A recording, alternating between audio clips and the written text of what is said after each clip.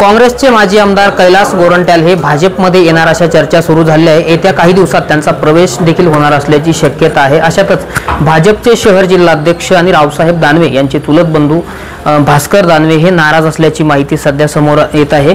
स्वतः आपल्यासोबत भास्कर दानवे आहेत। त्यांनी आज सकाळी एक व्हॉट्सअपवरती स्टेटस देखील ठेवलं आहे आणि भावनांना वाट मोकळी करून दिली आहे।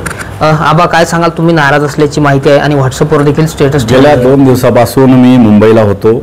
आज सकाळी जालना शहरामध्ये आलो आणि काँग्रेसचे ज्येष्ठ नेते तथा माजी आमदार कैलासजी गोरंट्याल हे भारतीय जनता पार्टीच्या वाटेवर आहे असा मथळा हा तुम्हीच मला सांगितला। सोशल मीडियाच्या माध्यमातूनच मला त्या ठिकाणी कळालं।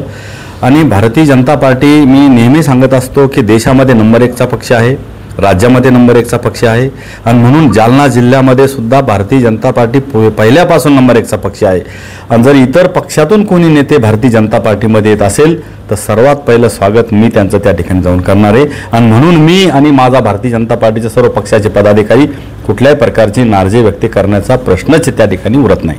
बरं, यापूर्वी तुम्ही कधी असं सूचक स्टेटस ठेवलं नाही, मात्र आज पहिल्यांदा ठेवलं। मित्र कोण शत्रू कोण गणित सारे कळले नाही। नेमकं मित्र कोण आणि शत्रू या स्टेटस मधून तुम्हाला काय सूचित करायचे? पक्षामध्ये काम करत असताना आपल्याला उद्या काय मिळणार आहे, पक्ष आपल्या कार्याची दखल घेणार किंवा नाही घेणार ह्या कुठल्याही गोष्टीचा विचार न करता आपण जर पक्ष संघटनेसाठी वेळ दिला, काम जर केलं तर निश्चितपणाने एक ना एक दिवस जसं पक्ष वाढण्यासाठी सर्व पदाधिकारी एकत्रित येऊन काम करतात, मी पदाधिकाऱ्यांच्या सोबत भारतीय जनता पार्टीचं काम केलं। कोणत्याही पदाची लालसा आजपर्यंत त्या ठिकाणी बाळगली नाही, हेच मला त्या ठिकाणी त्या अनुषंगाने सांगायचं आहे। म्हणजे राजकीय गोटात अशी सुद्धा चर्चा सुरू आहे की ऐन महापालिका निवडणुकीच्या तोंडावर कैलास गोरंट्याल जर भाजपात आले तर भाजपची ताकद वाढेल, मात्र तुमची अडचण सुद्धा डोकेदुखी सुद्धा वाढण्याची शक्यता आहे। भारतीय जनता पार्टी हा नंबर 1चा पक्ष करण्यासाठी इतर पक्षातून लोक भाजपमध्ये येतील आणि त्यावेळेसच पक्षाचं विस्तारीकरण त्या ठिकाणी वाढणार आहे।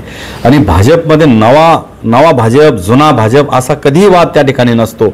सर्वजण एकत्रित येऊन त्या ठिकाणी काम करतात आणि भारतीय जनता पार्टीचं संघटन वाढवण्यासाठी मी सुद्धा येणाऱ्या नेत्यांच्या सोबत आणि आमचे जे काही भाजपचे पदाधिकारी आहेत यांच्यासोबत पुन्हा एकदा पक्ष संघटनेसाठी पक्ष बळकटीसाठी आम्ही तळागाळामध्ये शेवटच्या घटकापर्यंत जाऊन त्या ठिकाणी काम करू।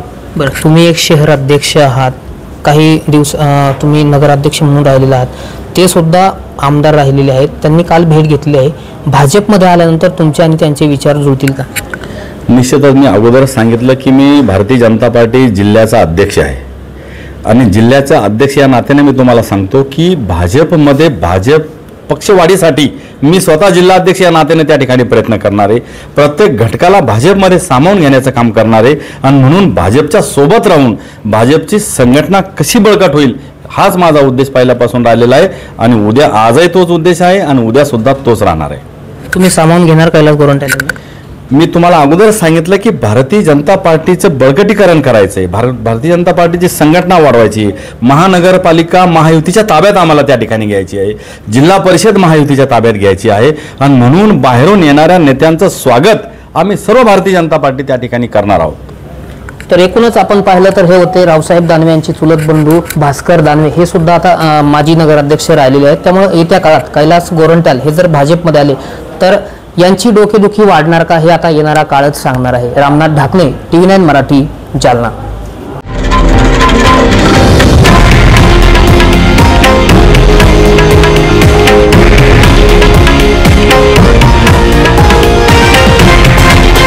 हे आहे देशातील नंबर 1 न्यूज नेटवर्क आणि आपण पाहत आहात TV9 मराठी, एकमेव।